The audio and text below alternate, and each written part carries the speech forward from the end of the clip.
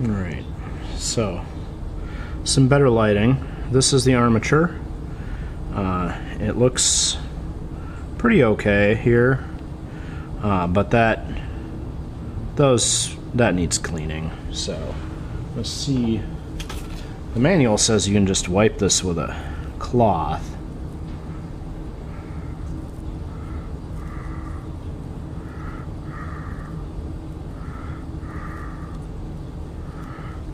And that honestly did a pretty good job. The only other thing, yeah, cool. So just like how that lower brush had a ton of grease that worked its way into it, this armature, the grease worked its way and was riding on across the contacts, and that's why that was black. So it's much cleaner now after a quick wipe. And then I did clean this off with some WD-40, and it's in much better shape now.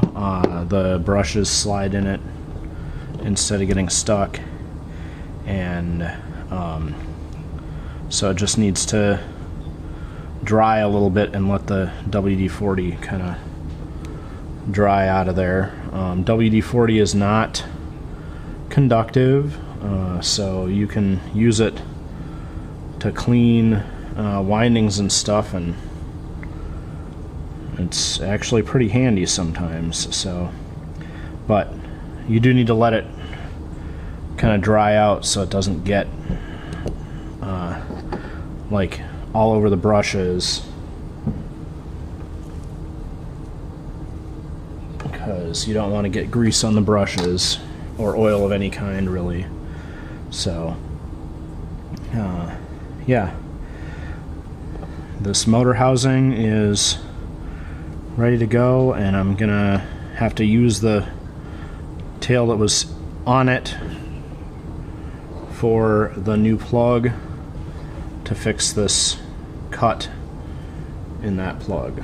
So, and then the manual said that there would be some felt greasing stuff in these grease cups that I needed to watch out for when reassembling the motor, but I've peered down in there and did not see anything that looks like grease, felt that worked its way up into the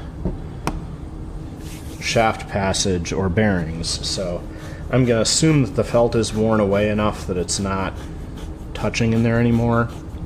And there was more than enough grease inside the motor housing here to keep everything lubricated, so it should be easy to reassemble, but I'm going to leave it open for now so it dries out.